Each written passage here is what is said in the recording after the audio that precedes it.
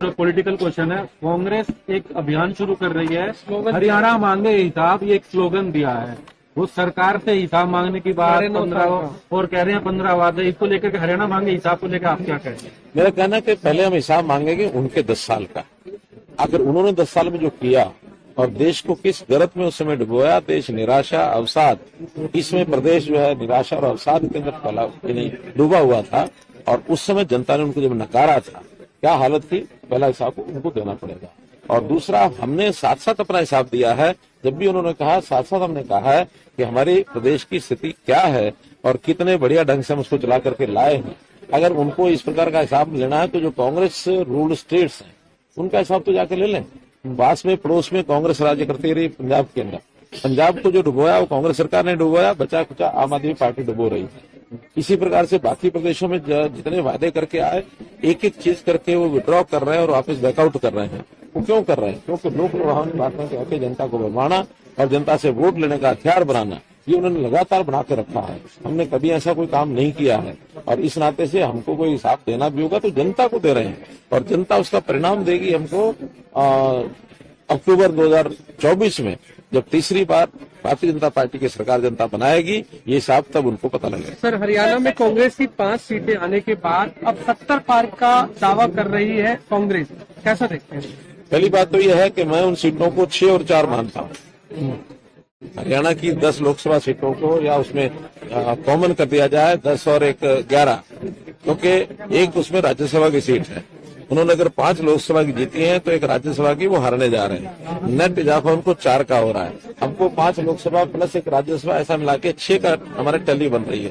तो ये जो सीटों का अगर हिसाब लगाएंगे तो 6 और 4 अगर हम करेंगे तो 6 सीटें हमारे पास और 4 कांग्रेस के पास गई। इस हिसाब से उसका हिसाब जाना चाहिए। धन्यवाद। पॉलिटिकल क्वेश्चन है। कांग्रेस एक अभियान शुरू कर रही है, हरियाणा मांगे हिसाब, ये एक स्लोगन दिया है। वो सरकार से हिसाब मांगने की बात 15 और कह रहे हैं 15 वादे, इसको लेकर के हरियाणा मांगे हिसाब को लेकर आप क्या कहेंगे? मेरा कहना है कि पहले हम हिसाब मांगेंगे उनके 10 साल का। अगर उन्होंने 10 साल में जो किया और देश को किस गर्त में उस समय डुबोया, देश निराशा अवसाद, इसमें प्रदेश जो है निराशा और अवसाद के अंदर डूबा हुआ था और उस समय जनता ने उनको जब नकारा था, क्या हालत थी, पहला हिसाब उनको देना पड़ेगा। और दूसरा, हमने साथ साथ अपना हिसाब दिया है। जब भी उन्होंने कहा, साथ साथ हमने कहा है कि हमारे प्रदेश की स्थिति क्या है और कितने बढ़िया ढंग से हम उसको चला करके लाए हैं। अगर उनको इस प्रकार का हिसाब लेना है तो जो कांग्रेस रूल्ड स्टेट्स हैं उनका हिसाब तो जाके ले लें। पास में पड़ोस में कांग्रेस राज्य करती रही पंजाब के अंदर। पंजाब को जो डुबोया वो कांग्रेस सरकार ने डुबोया, बचा कुचा आम आदमी पार्टी डुबो रही है।